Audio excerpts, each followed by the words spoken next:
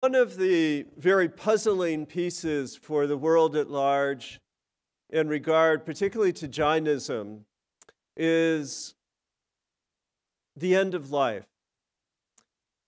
Padmanabh Jaini's book, The Jain Path of Purification, begins with a compelling narrative of the passing of Shantisagara, a great Jain leader who ascended a mountain in central India and stopped. Stopped moving about, stopped eating, stopped drinking, and moved into the unknowable with purpose, attaining what Professor Mandir referred to as the perhaps ultimate sovereign state. And Whitney and I both sort of fell into this practice, not abstractly, but directly. And Whitney is professor of ethics at Loma University, one of the leading medical training institutions worldwide. She herself comes from a long lineage of Seventh-day Adventism. And just as the Jains are a minority faith in India and worldwide, so also Seventh-day Adventism is a minority faith arising from the 19th century, developed by a woman called Ellen White, and continues to defy conventional thinking about best medical treatment. And this amalgam of inquiry from the medical perspective and traditional religious perspectives gives us plenty to talk about into the 21st century. So I welcome Whitney. She recently completed her PhD at Claremont Graduate University.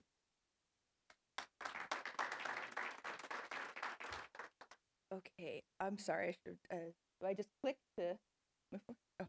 Oh, sorry. 1 second.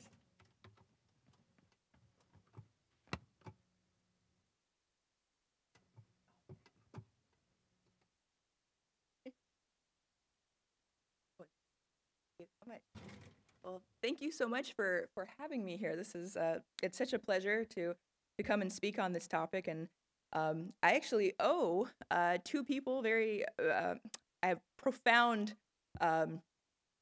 thanks that I have to offer to Chris Chappell and to Sulek Jain, Sulek Uncle, for really getting me on this topic. And so, as Chris mentioned, I do come from a Seventh-day Adventist faith background, so I'm going to share a little bit about that only because it segues into how I got on this topic. So I'm just going to take a temperature of the room really quickly. How many of you have heard of Selekina before? Okay. How many of you have never heard of Selekina before? Okay, all right, so if you've heard of it, just bear with me. I'm just going to give a very cursory overview of it, and then we'll go into the topic. So so my background is I used to be a paramedic, and then I did my master's in public health and epidemiology, and because I came from a very, very old Adventist family where basically you can go into medicine, or you can go into medicine, or you can go into dentistry. Like that is pretty much the options available to you. Nursing's okay too, but you have to pick something in the health field. And so I did my master's in public health, and then I did a master's in bioethics. And a master's in bioethics in 2006 meant 2005, 2006 meant a lot of time in the hospital, and we have a huge teaching facility, a 1,500-bed facility in Loma, dealing with the dying. Okay, and I think I don't know. This is a difficult thing to quantify, but the mid part of the last decade, so 2004, 2005, 2006, I think was sort of a high point in American culture for really long deaths. And I think that's best exemplified by the case of Terri Schiavo. If you're not familiar with Terri Schiavo was a woman who was 27 years old, who was diagnosed as being in a persistent vegetative state. And she spent 15 years in a vegetative state because her family was arguing over whether or not that qualified as life or death. And it went so far as to require a bill being passed in Florida called Terry's Law, and then it went to Congress, it went to the Supreme Court, and this argument over what is an appropriate way? Is she dead, and is there an appropriate way to die? So I spent a lot of time in 2005, 2006 with people who were in persistent vegetative states, people who were terminally ill, and the general trend at that point in time was you keep people alive as long as you physically can, whether they're conscious, whether they are in pain. You just keep the body going so that it qualifies as life until they can be pronounced clinically dead, either by they go into cardiac arrest or they're brain dead. And so one evening we had the Provençal lecture series, which was a lecture series on physician-assisted suicide, because back in 2006 there was an early attempt at what now passed this last year, the California End of Life Options Act. There was an attempt back in 2006 to do the same, and we had the Provençal lecture series, and we invited Cromwell Crawford from the University of Hawaii to talk about Hindu bioethics. I picked him up for the airport, and on the 3-hour drive from LAX out to Loma Linda, we got started talking, and he said, you want to go to India for the summer and study Jainism? And I said, well, med school doesn't start until August, sure, okay. So that's kind of how the conversation started. And so in anticipation of starting med school, I went to do the International Summer School for Jain Studies. And that's where I met Sulik Uncle, and I, while there, came upon really for the first time in my life the concept of Selekina. It doesn't show up in your comparative religion classes as an undergrad. It doesn't, I hadn't read about it in any textbooks. And so Selekina, for those that are not familiar, is in essence, I mean, it roughly translates as thinning out the passions of the body. So when a person who is a practicing Jain reaches the end of their life, or they feel as though their body is no longer responding in a manner that is assisting them in spiritual growth and understanding and quality of life, then they begin a gradual process of reducing food and water, right? And so basically, it's fasting, right? And then the end point is that you would fast until you die. So when this is revolutionary to me, because so from where I'm coming from, you come from an environment where this person is terminally ill, they're in a vegetative state, but so they have no consciousness, their kidneys are failing, right? They're in a bed, there's no quality of life, but we are keeping them clinically alive as long as possible, right? They're on hydration, they're on nutrition, they're on dialysis, they're on a ventilator. I mean, just think of all the different things you can use to keep the body going. And then I go to India for the summer, and by a committed community where at a certain point in time they elect to begin the journey to death, right, rather than trying to hold on to life as possible. So I become fascinated by this. I'm just fascinated by the idea that one can control the trajectory at the end of one's life, because that was not what I was witnessing at the time. So I became fascinated. So I started researching, and I came back and I published a paper in the International Journal. You might feel like they're productive times in life where they don't feel like they're growing spiritually. You elect to gradually start decreasing your food and water, right? And it slows down your metabolism. And ultimately, you start saying goodbye to things. You renounce the world. You give away your property. You make amends with people, say your goodbyes. And then ultimately, you pass away. Now, that is, when I came back to the States and I started telling people about it, the initial reaction to people that were not familiar with Jainism was, oh, that sounds horrible. You're starving yourself to death. But my argument always was, this isn't terribly different than what we see in palliative care that we offer in nursing homes, right? So people who are terminally ill will go into a skilled nursing facility, and then slowly they start, the medical staff will start weaning them off of hydration and nutrition. So they decrease the water and the food intake, and the person their metabolism starts to slow down. They begin to pass away slowly. So it's not that this doesn't take place, but this idea that a religious body, right, does this as a practice, and talks about it when it's something of even in medicine, it's sort of a taboo subject. It's something that's done but not promoted, was just utterly fascinating to me. So my initial thought when I first started studying Selekina was that, well, if you tried to do this, if you were a person here in the United States that said, okay, if you went into your doctor and you said, you know what, I think I'm just going to fast to death. I think I'm just going to stop eating and I'm going to stop drinking. and I think I'm gonna kind of control my own death. This is changing now, but 10, 20 years ago, it would not have been uncommon for this to have been met with kind of the response that, well, you're committing suicide, and we need to put you on a psych evaluation hold, and you need to be assessed as to whether you're really in your right mind and qualified to make this decision for yourself. And so what I thought was so interesting about the idea with Selekina is that at the end of your life, right? So in Jainism, you have this lifelong commitment to nonviolence, right? Ahimsa, the absence of violence. Well, the only way to exist is really to engage in violence every day, right? We breathe air, there's molecules in the air. We eat a head of lettuce has a soul. We eat, everything that you consume in order to sustain yourself comes at the expense of killing something else, right? Whether it be, you're killing a chicken to eat a fried chicken dinner, whether you're stepping on a blade of grass. I mean, so you have to exist, you have to kill other things. So in essence, Selekina is the conscious decision to abstain from violence. So you're no longer eating, you're no longer drinking, you're no longer taking other life forms, and the consequence of that is that you die. But the intention is not, I'm going to kill myself. The intention is, I'm going to abstain from violence, and the consequence is death.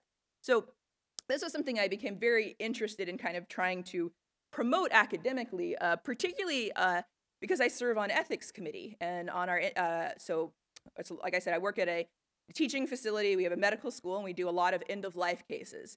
And and more often than not, ethics committee decisions tend to err on the side of, let's just keep someone alive so their family does not sue us.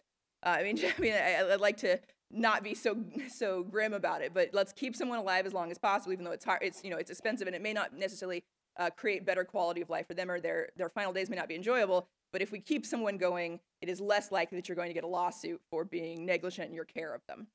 So the question that comes up when I'm sitting on these ethics committees and we're talking about things of this nature is, let's say someone who who's a practicing Jain, or they don't have to be a Jain. Let's just say you say, I want to take the vow of Selekina. I want to begin this ritual of fasting.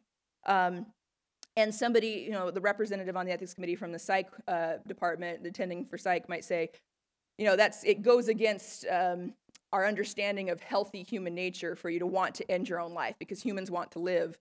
Therefore, this is a person who has a psychiatric problem, abnormality. We need to get a 5150 and make sure that they're observed. 5150 is we have to hold them for psychiatric evaluation, and if necessary, forcibly feed them to sustain their life, because they are not sustaining their life on their own. So the question that we bring up time and time again, and legal gets involved and social workers get involved, is, if you're a Jain and you believe this to be the ideal way to die, does not your religious freedom trump the supposed right or sort of mandate to life that we put forth in the medical community, that it's imperative that you live for as long as you possibly can? So that was the question that I started really engaging. And now, coincidentally, I went to India with the ISJS in 2006. In October of 2006, a couple of lawyers up in Rajasthan, they filed a public interest litigation in the High Court of Rajasthan, attempting to have Selekina banned as a social evil. And so I'll paraphrase to an extent, or at least cut out the sections that are most relevant for this presentation. But they said that Selekina was a social evil for a couple of reasons. They said that it was misogynistic because statistically more women were likely to practice it. They said that it was abusive to the elderly, because typically people who are elderly tend to die, are closer to death and tend to take Selekina more. And then they said that it was like sati, which has obviously been banned for a long time. I don't know when sati was actually technically banned. Okay. But the sati, the act of a widow burning herself on her husband's funeral pyre, that'd been outlawed. So they said this is in the same family of religious practices that no longer have a place in 21st century India.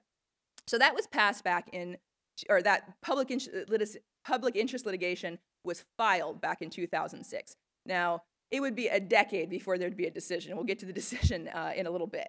But in the meantime, the question that has come up for me time and time again is, would Selekina, so this act of choosing a point in time where you just fast to death, okay, would that be considered legal in United States law? I would argue yes, and I'll explain in a second, but at the end of the day, does anyone know what? Okay, so there's two legally sanctioned ways one can commit suicide or end one's life in the U.S. Do you know what they are? Yes. Okay. If you live in certain states, Washington, Oregon, California now, if you can get a couple of physicians to agree that you are terminally ill, you can get, like, so now here in California, you have the End of Life Options Act. You can get a prescription, which is a combo of like opiates and phenobarbital that will put you to sleep, right? You take the pills, it makes you fall asleep and it stops your heart. That's one way. Or you can technically fast to death. You can legally fast to death in U.S. law, and I'll explain that in a second. Okay. Here's the case. So I also want to introduce the star of this presentation. It's not Elizabeth Bouvier. During the period of time between when that PIL was filed up in Rajasthan trying to get Salekina banned, and me being in grad school. Oh, by the way, med school did not happen because I came back from the International Summer School for Jain Studies and I was kind of smitten with religious studies. And then here you go, right? So I ended up getting a PhD in that instead, and boy, am I glad. So I in that interim of time where I was working on my dissertation, I got a call from some producers at the National Geographic Channel. They said they wanted to do a segment on Salekina for a television show that they have called Taboo. Now, I was initially a little bit hesitant about doing this, and my fears were confirmed when it was all over, because I did agree to do it. So the program we put together showed a nun in northern India who took the vow of Salekina. She had been widowed. After becoming a widow, she'd entered into an ascetic lifestyle, so she'd given up all of her worldly possessions, right? She'd renounced the world, and she'd moved to a religious community, and then over the course of 9 years, she had gradually decreased her food and water until we came into the scene and we filmed the last 4 weeks of her life. And so that was then edited down, and that was aired and turned into this episode on Salekina. And then I wrote the copy for them, and I was pretty pleased with how it was going. But here's the thing, and just FYI, if you're choosing a career in academics, once you turn it over to the television production team, you have no control over anything anymore. And so I was pretty upset because they ended up airing it on Halloween. So that gave it sort of an automatic kind of morbid feel. And then an issue that I had is that when you take Salekina, so again, for those who are kind of, you're an undergrad here and you're just kind of new to this whole topic. So the idea with Salekina is that you are attempting to achieve ultimately, maybe not in this lifetime, right? But you're attempting to achieve liberation. So you're trying to purge yourself of all the karma that adheres your soul to your physical body. Now, the idea with liberation is the idea of liberation is very different than salvation, because salvation implies to have a heavenly Father that rewards you with an everlasting life, right, in a heavenly place. Liberation is very different. That's to free yourself from the cycle of samsara and to be able to exist in an omnipotent space. There isn't a paternal heavenly Father figure involved. Well, when I turned this over to the production team, they changed it from salvation to liberation. And I said, why did you do that? And they said, well, that's because the general audience isn't going to know what liberation is. I said, but that's the point of these shows.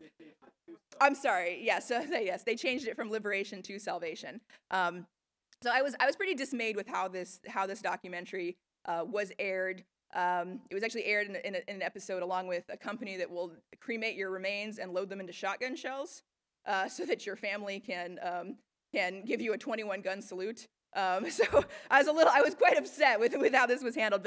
But 2 days later, I got a call from Sulek Uncle, and he said, if you don't know, that's Sulek Jain up here in the front, who gave our lecture last night, and he introduced me to the woman who's now the star of this presentation, a woman named Bhagwati Gada. And Bhagwati Gada was an Indian-born trained physician who'd immigrated to the U.S. back in the 70s, and she was she'd been living most of her life in Lubbock, Texas, and then at this point in time when I became friends with her, she was living in Dallas. And Bhagwati was diagnosed with stage 4 colon cancer. And she said she wanted to take Salekina. And so we got started talking, and she said, well, do you think I can do it? Do you think I can do it here?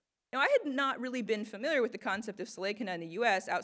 apart from Bregman's book, right, the one mentioned in Bregman's book. But I said, well, I don't know, but I think the answer is yes. I'm not a lawyer, so this is not a qualified response, but I think yes, and here's why.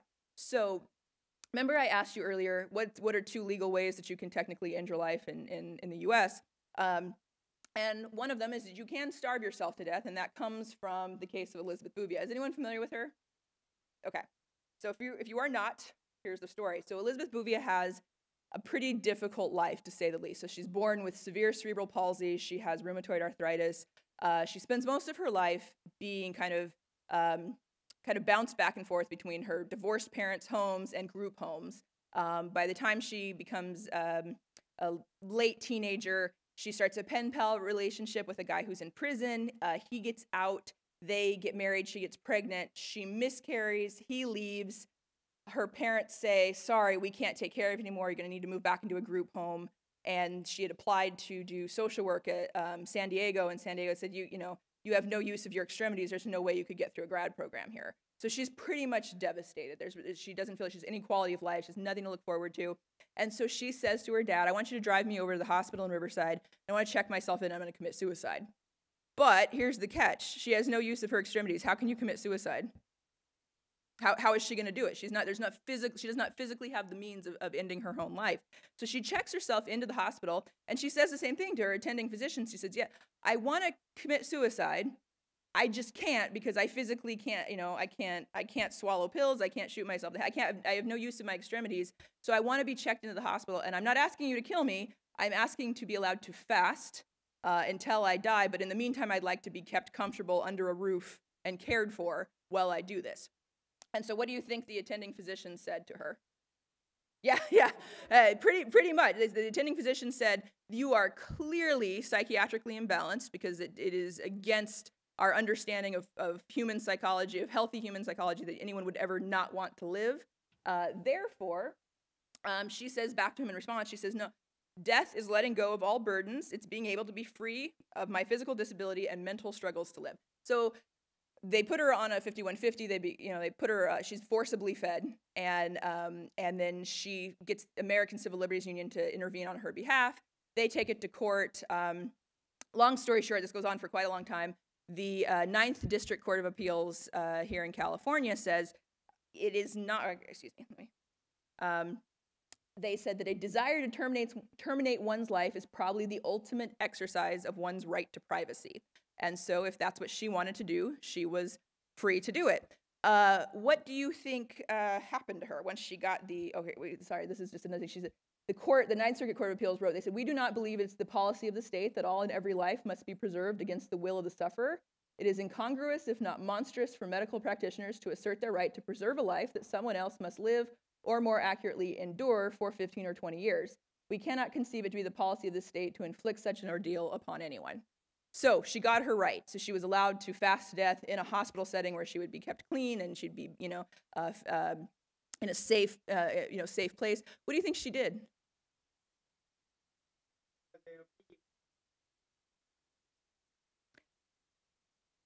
Well, actually not. She felt that because now she'd won this court order and she had the right to do it, she had purpose again. Yeah. Yeah. Well, in her case, she's still alive. She felt that, she had some control over her life again, in a sense that she'd been able to take it to court, and the fact that she had some say in her ultimate, destiny. She decided, so she's still alive. She lives in Redlands, about 15 minutes from where I work. So where does Soleikina stand now? So back to my story with Bhagwati. So Bhagwati and I talked extensively about this case, about Elizabeth Bouvier, because Bhagwati said that she had been diagnosed with colon cancer, and she had undergone surgery, she'd undergone treatment. So it wasn't as though Bhagwati got a diagnosis of colon cancer and just said, I'm done, right? That was not the case. She still had a lot of life to live, and she still had, she had a deep commitment to her faith, and she spent many hours a day studying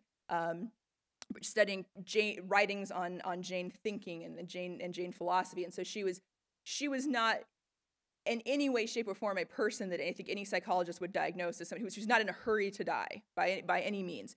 But she said if she was going to die anyway, if she was running out of miles left on her body, were the words that she used, then she wanted to exit this world in the most spiritually satisfying way possible, which from her upbringing as a Jain was to take Salekina. So I was good friends with Bhagwati. She ultimately passed away in July 7th of 2013. And I went down to Texas to be with her family.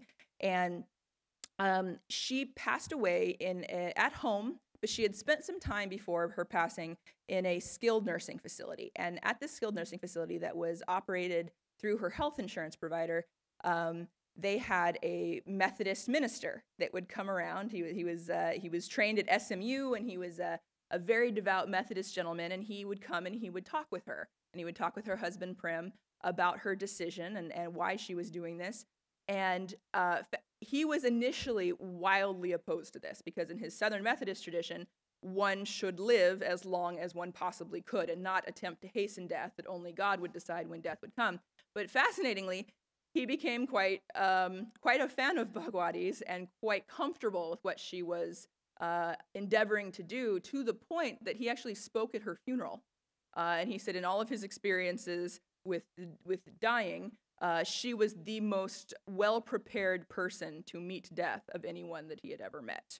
So that's quite an accomplishment when you think about it, to have that level of interfaith dialogue and understanding at the end of one's life, that a minister, dyed-in-the-wool Southern Methodist minister, comes and speaks right at the funeral of a Jain woman. This was held at the Jain Center of Greater Dallas. Now, when it was, I talked to Bhagwati about this too. So if you were to take Salekina in India, I mean, the traditional practice would be that your body would be cremated, and there would be associated ceremonies. And Bhagwati said, "Look, I'm doing Salekina American style," were her words. And Salekina American style, she said, she was very environmentally conscious, and so she said, dying is also about leaving a carbon footprint. And so for me, my death process, or I'm speaking as her, she said her act of dying, she wanted to also be a nonviolent exercise. So she explained she didn't want her death to be in a hospital where there was lots of medical waste involved, where there were lots of syringes that went in the trash can, where there was this big carbon footprint left by her physical body passing. She said, furthermore, she wanted her body donated to science. So she actually donated her body upon her passing to the medical school at UT Austin. And her attitude towards the apps at the very end, she was not conscious. She colon cancer can be very painful, and she had sort of passed out of a state of consciousness. Now, there was an interesting event that transpired after she lost consciousness, is that she had 3 grown children. So Bhagwati had a husband who was a physician. She was a physician, and they had 3 grown children that were physicians. And her son administered morphine, because he said, "I don't want mom to suffer at all." She'd already lost consciousness at this point. So there was a debate between her husband and her son as to whether or not this was truly Salekina, because Salekina is a ingredient-free passing, right? There wouldn't be an introduction of morphine in the process. And her husband said, "No, then this is not appropriate for Salekina." And her son said, "Yes, but Salekina should be a blissful exit. And what is more blissful than a morphine drip?" So there was a debate between them as to what was, whether this appropriately qualified as Salekina. But I think at the end of the day, I mean, when we sit on medical legal committees and whatnot, you always talk about what's the intent. I mean, whatever act took place, whether it was fluffing a pillow or giving her morphine, that took place after she'd passed out of a state of consciousness. So her intent to enter in, and achieve Santara, or a good death, remained intact. It didn't change how she had entered into the process. I'm sorry, I should have put that one earlier into Bhagwati Gata. This is just a little story, a little background of her life. But so after Bhagwati passed, her body was obviously donated to science, and I created a chapter in my dissertation that was called Salekina American Style, that was telling the story of her life. And I ended the chapter with something that she said to me that was probably the most profound explanation that I have gotten of, how would you explain? So for me to explain Salekina to like our ethics committee, to a bunch of people who are not familiar with Jainism, she said, telling me I can't take Selekina is probably akin to telling a devout Christian they must commit suicide. You're telling me that the way I am doing it is not appropriate. And who is anyone to tell anyone else that the way that they meet death is appropriate or inappropriate?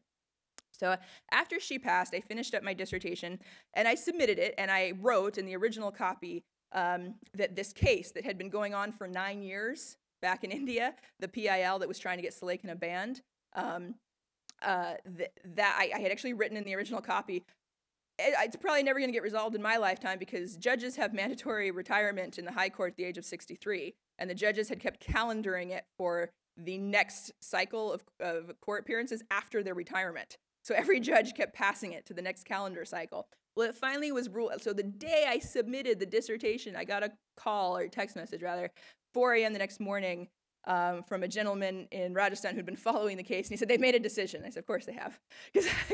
And they'd made a decision, and they said, what did they say? No, that Selekina is not okay, that Selekina technically qualifies as suicide and is not allowed under the Indian Constitution. So they banned it. Now, within another couple hours, I got a call from a gentleman at the law firm of Wadia Gandhi who'd found my previous article online.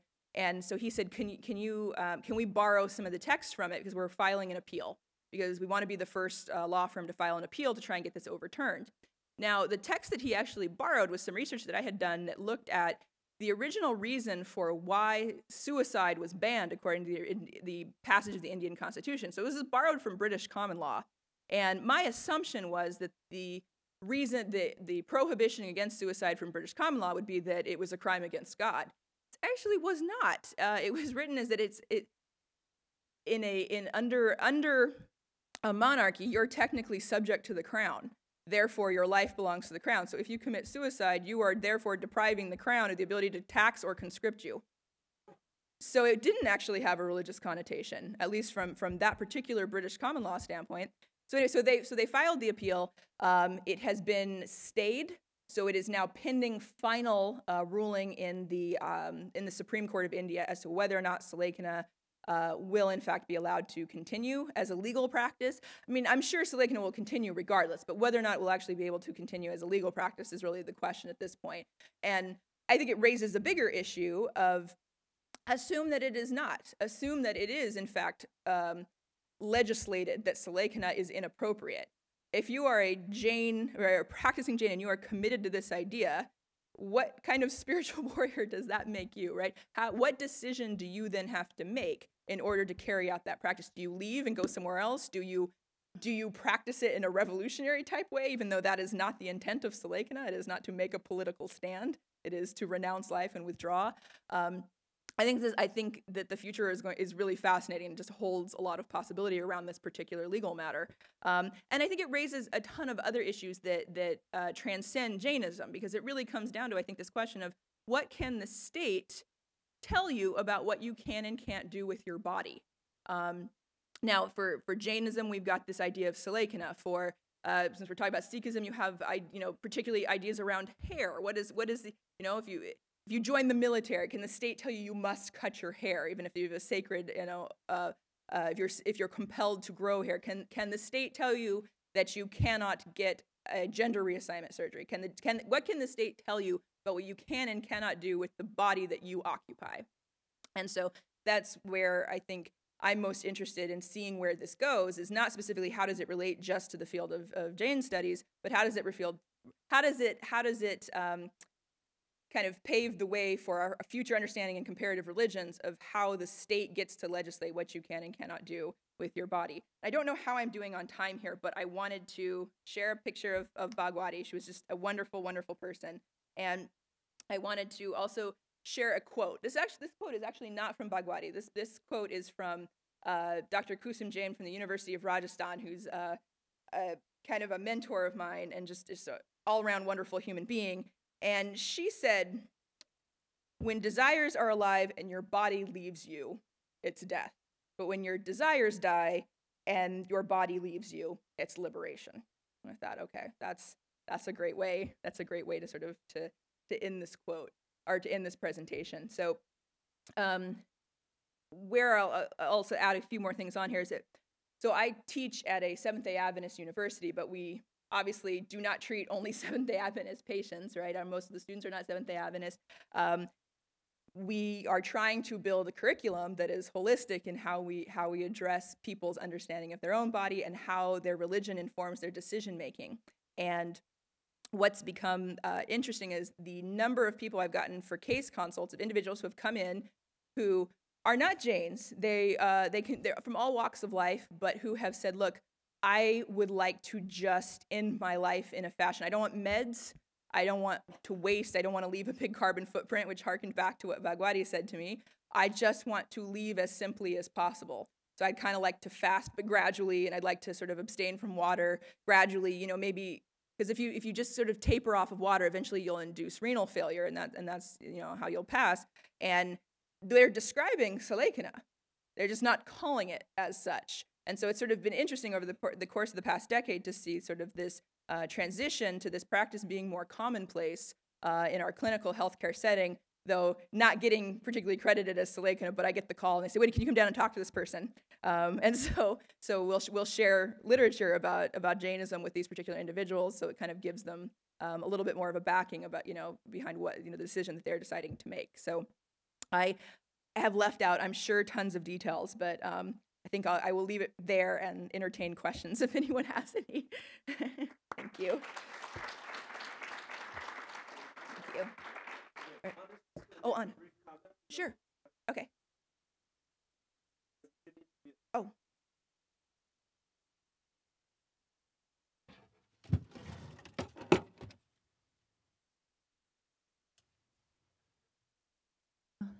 Thank you. It is really interesting because the discussion around Salekana really taps into Western rationality that presupposes the idea that Spinoza argued about, that we are hardwired to persist, that there is a self-preservation impulse, and that there is no such thing as self-destruction by self-nature. So if something presents that, it must be wrong. We cannot accept that. So there is sort of a problem in the argument where from a state of nature, presupposing it as not being capable of self-destructing, if that happens, we should avoid it at all costs. And the other presupposition that death is the worst thing that could happen to something. But I just recently went through the death of my father last month, and he was also diagnosed by stage 4 cancer.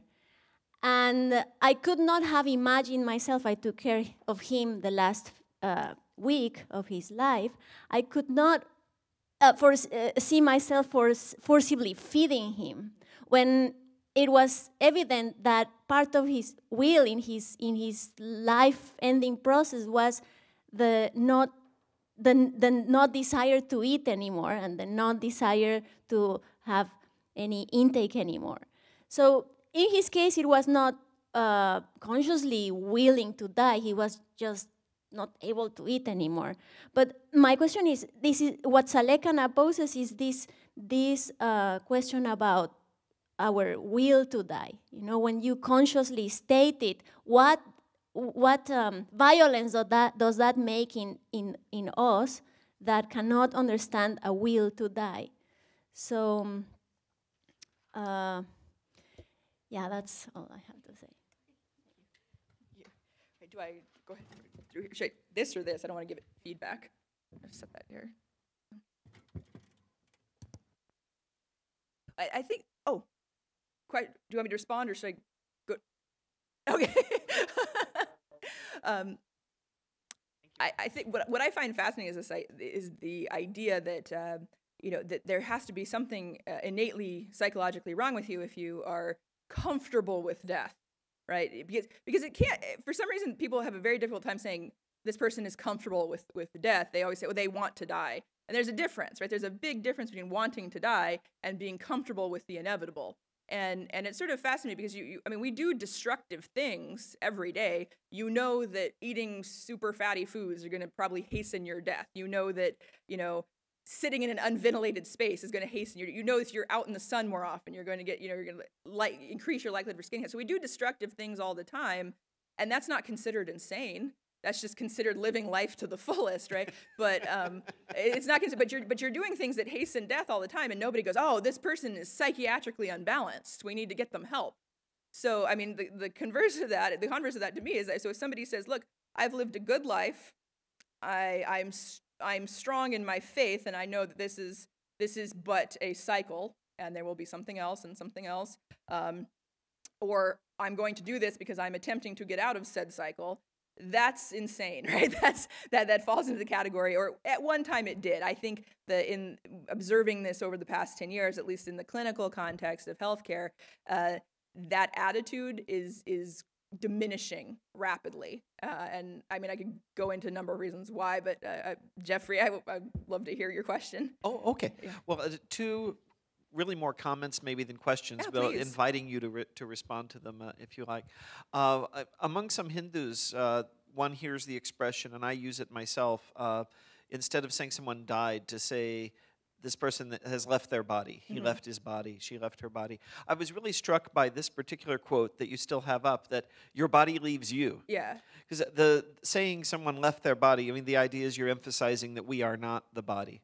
I think this does it even more strikingly, that, it's left you. It's really this thing that is external to what's regarded as the true self. Yeah. The other quick question I had for you, I wonder are you familiar with the story of Samantabhadra? Yes. Okay, that's a great. Do you want to share it with everyone, or do I get to? Or I don't know it well enough to tell it very well, so I'm familiar, but you. Please. Well, there's a strong discourse in Jainism whenever this topic comes up, a kind of defensive reaction that Selekina is not suicide. The word suicide has this very strong negative connotation.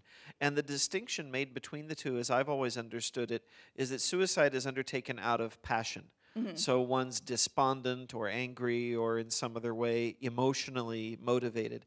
And the story of Samantabhadra, I always tell this to my students to make the point. He got leprosy, which is a pretty bad thing, right, to have leprosy. So he went to his guru and he said, okay, he wanted to detach himself from his body and pursue Selekina.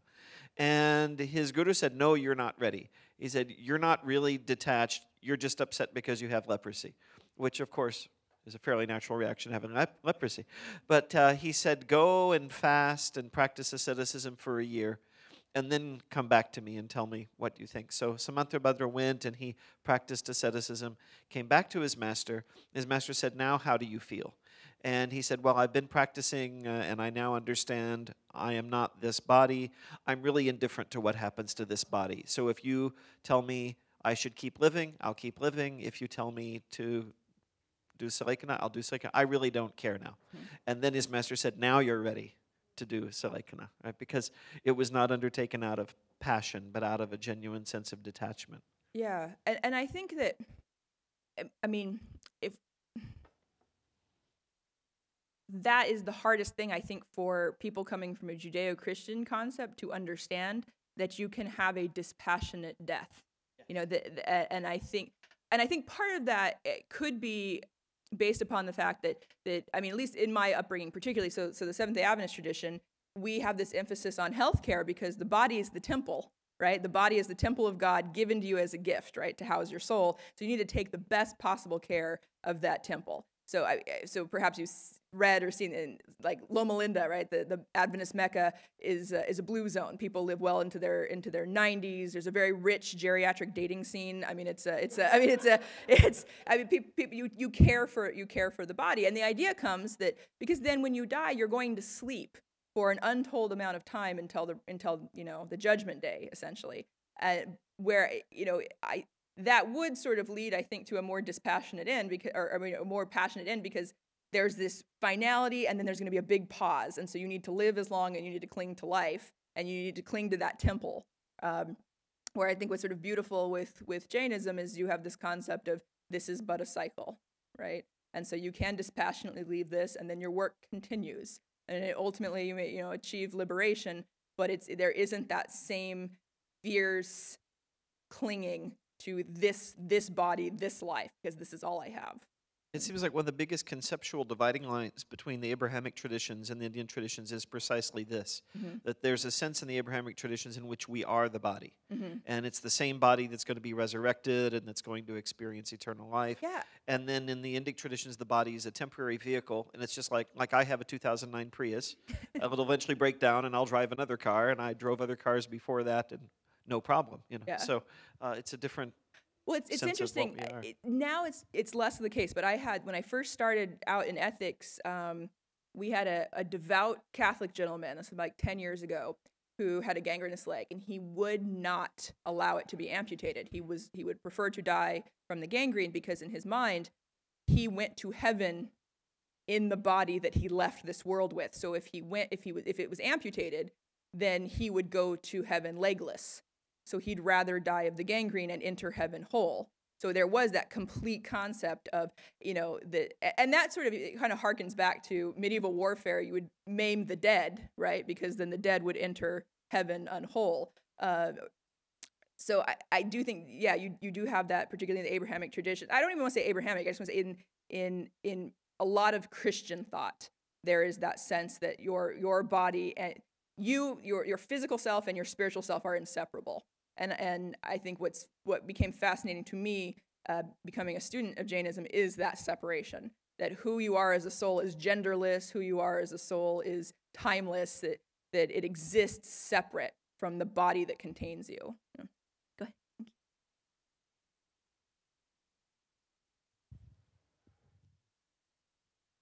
Thank you so much. I really appreciate and am intrigued by everything you're saying, and I do understand it. At the same time, I think it's very important to engage the cultural realities for people with disabilities, for women in, even thinking about reproductive rights. Those have to be looked at very differently in different contexts around the world, economic privilege, things like that. And so I think that I would like to know that you are weaving those realities into any understanding of how this can be acted out in a really successful way in our world.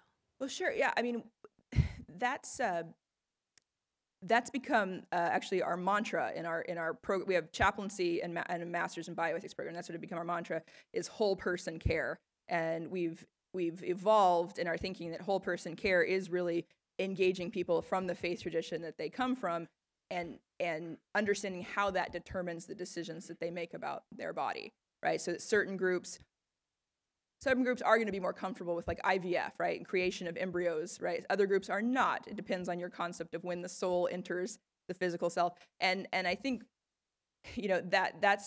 that's the thing with bioethics, is it's completely relative, right, to the religious perspective or just the belief, the philosophical perspective that you're coming from. And I come from a pretty libertarian train of thought that I don't like the idea of legislating or creating policies.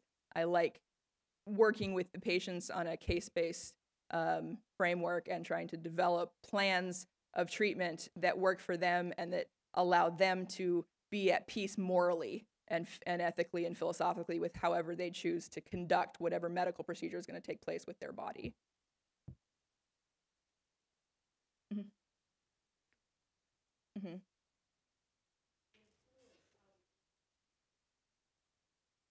Mm-hmm.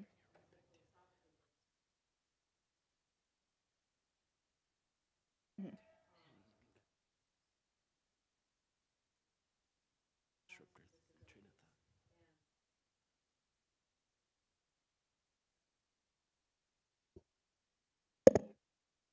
You are giving us a topic for a whole conference. Yeah. And we just recently did a journal issue dedicated to disabilities, and it's an emerging field for conversation. So we will continue this. Okay, Mayuri. Hi, Whitney. I just want to say thank you for your presentation. My It was pleasure. great. My question, you mentioned also, you brought up women and in regards to Salekna. And with the modern day age, I mean, I have several grandfathers. One of them, recently went through Santaro or Salekna, and it was like debate between, he was above 90 something. It was a debate between the family and, his own will, because he couldn't speak. So, how that debate comes into question is interesting. But my question is more related to I would say more modern times, this question with kids taking Santaro, and there's been cases, with kids dying, and, things have been raised, questions as to whether the monk influenced the family, saying that, it'll be better for you and your family's future if somebody elects to take Santaro, so making it kind of a deed to fulfill the objective rather than just a personal ethical choice, and many of them being women, and I wonder, is it because, little girl's life, it's okay if the little girl, I don't want to say it like this, but the boy can't die because the boy is going to be the runner in the family. So if the girl decides to take it, that's okay.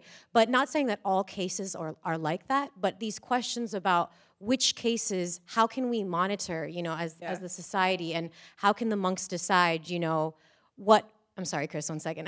How can the monks decide, not the monks, but the community, how are they going about it, and what's considered not influencing the child, or whether it was the child's choice or not, and these kind of questions come up.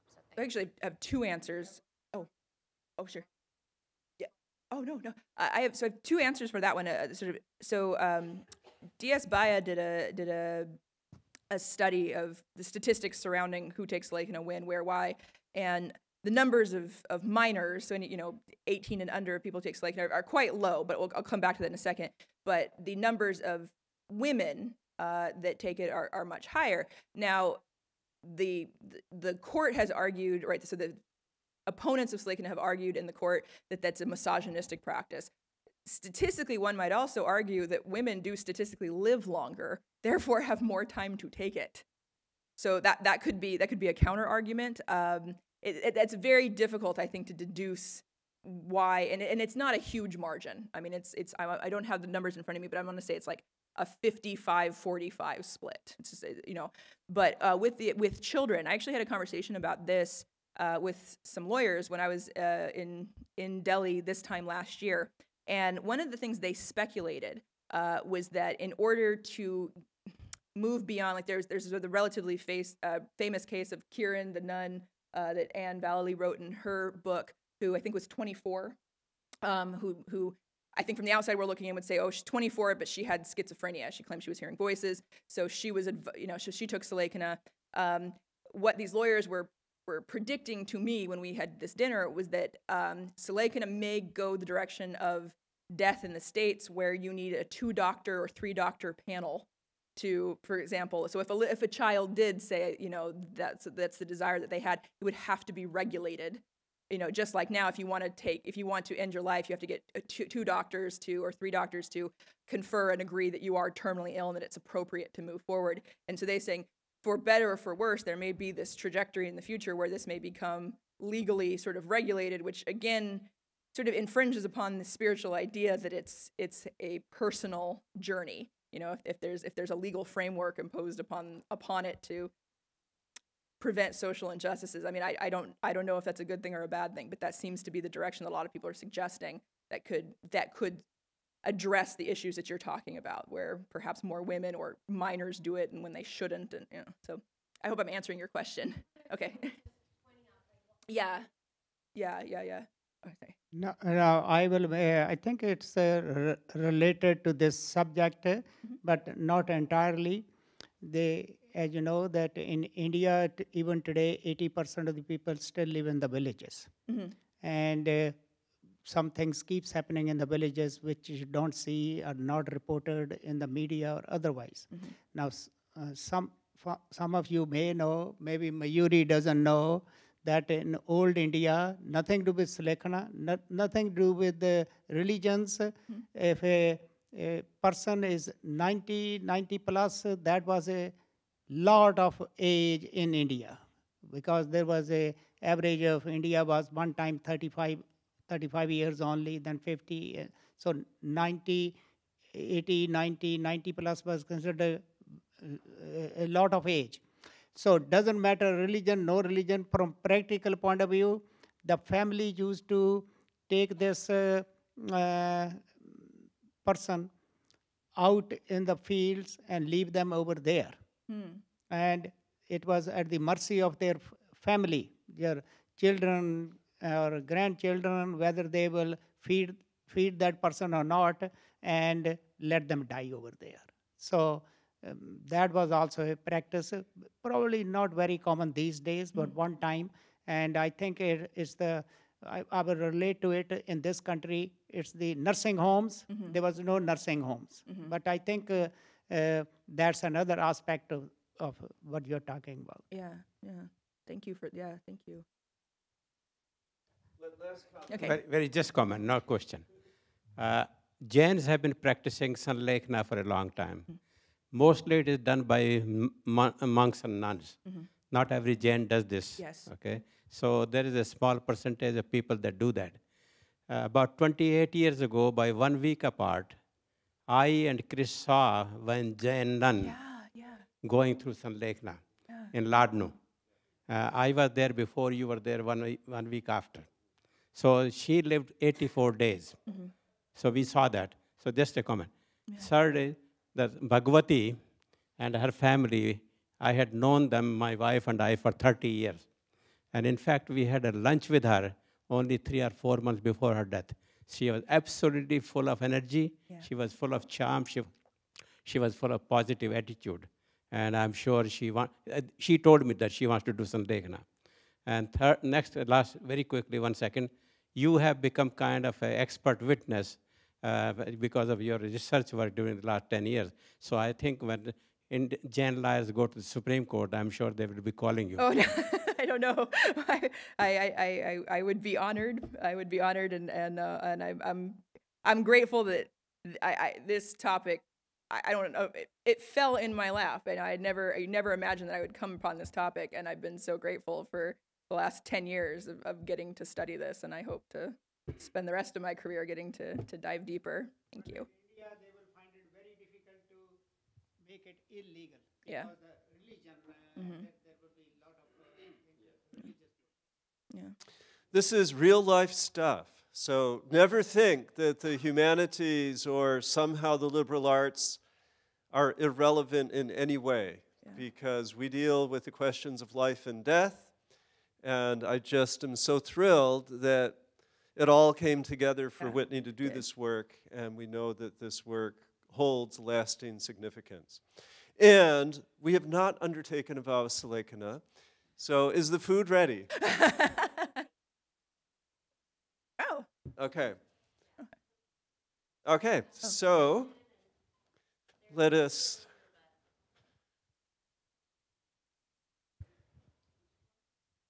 Hi, Whitney. You mentioned the Mumukshu Kiran. Yes. Right? If this is the same story that I'm thinking of, Kiran was actually, the word schizophrenia never came up. No, it never did. So the case that we're referring to is Anne Vallely wrote a book called Guardians of the Transcendent. If you want to, it's a fascinating book. If you want to pick it up on Amazon, and I don't get a cut for it. It's just a good book. But it's an ethnographic study of 9 months, I think, that she spent in the ascetic community of Ladnu in India, and one of the most celebrated cases of a woman taking Salekana is of this a young nun who was 24 years old, and she was reported in the stories, and obviously I'm not there, but reported in the stories to have sort of violent outbursts, and she would claim somebody was pulling her hair, like an invisible force was pulling her hair, and that she would hear the voice in her head of a man she thought to be her husband from a previous life. So there's no mention at all of schizophrenia. I'm saying coming from the context in which I work, if I were to look at that, if somebody were to put that as in chart notes, I would go, oh, this looks like, this sounds like somebody who's maybe dealing with schizophrenia, that the violent outburst, the sense of hearing voice, So if I took it completely out of a religious context and just in an objective scientific way, but who knows? Who knows what her particular case was? But her decision was to, that she was not, in essence, from what I understood from Anne's telling of the story, she was no longer on a trajectory of spiritual growth. The voices, the sort of spiritual itching was sort of one word that was used to describe it. It was just sort of like this sort of anguish, this angst and anguish that she felt was preventing her from keeping her vows, from keeping her from learning, from continuing to study and grow. And so it was deemed perhaps the most humane and spiritually ideal course for her to then take the vow and then start weaning herself off of food. And that was a more difficult one because obviously she was young and healthy, and so to physically decline from being in a state of otherwise perfect physical health obviously is a more difficult trajectory than if you're already in failing health. And so her story is quite polarizing because a lot of people that read that immediately are turned off on the idea of Selekina, no matter how much I talk to them about it. Like, no, I read that story, and that's gruesome and it's horrible, and they get this sort of this awful taste in their mouth. And so I sort of feel like that's a difficult case, because as Sulekji said, the vast majority of cases, well, it's a minority, right, that practices it to begin with, but the vast majority of cases are older individuals, and it's a very well thought out, practiced retreat from life. But you do have these few outlier cases that really do make you pause and, for ethical consideration. Yeah, when you said it was deemed, do you know exactly by whom it was deemed? I'm trying to remember the story. I want to say that the Sadhvis, the sisters that she lived with, the Sadhvis that she was with. I have to pull up Anne's book again and look it up. But I want to say that she conversed with some other people about it and said, "What do I do? How do I deal with this anguish?" And yeah, I'm sure that the Terapanti Acharya had to have approved it. I believe so. I know I can pull it up on Google Books. I can look when I get back to my computer and find out. Yeah. Yeah, I guess this is worth pointing out that there are a lot of Jains, especially like the Tapagach, which is the largest Shwetambar Murti Pujak order, actually abjures the practice of Selekina. Mm-hmm. So there's actually quite a few Jains who think that nobody should do it. Yeah, it's always hard. It's always with mixed company, right? We have people that have never heard of Selekina and people that know it so well. I mean, it's such a rich topic to try and kind of point out the differences. So not every sect is going to practice it. Not every person is going to take it, even if they are part of a sect that believes in the practice. So it's very, very personal. So it's sort of difficult to speak in generalities. It's difficult to speak in generalities about a minority population to begin with because you have small numbers, but it is a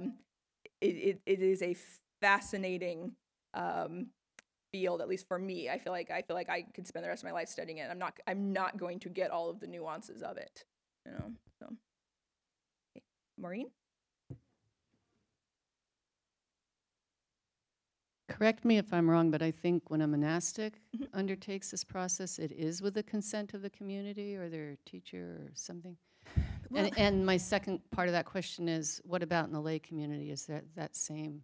Yeah, I mean, that's an interesting question because I feel like now, I feel like I can't universally answer that because in some communities, certainly you're going to find that consensus from the community, and then you're finding more and more of these people that I would call secular Jains, in the sense of people who are adopting the understanding of Selekina at the end of their life without having gone through a life of living as a Jain, who it's just a personal decision. And they just say, so I think that comes back to what I was saying earlier, is that now I feel like there's so much diversity in how and when and why people will choose this at the end of their life that I can't sort of unilaterally say. But I mean, you are correct, right? That depending on which group that you're in, which category you fall into, there would be different sort of social norms and expectations and sort of rules and regulations that would apply to how you would go about, doing it. I mean, historically, you would go to a dharmasala or you'd go into the wilderness, and now you would do it more likely to do it in your home or in a place, in a monastic community, or in Bhagwati's case, certain amount of time in hospice facility and then at home. So now we have examples ranging from Texas and California to India, and it just varies by on a case by case basis. Thank you. All right. Good. And we'll find some food.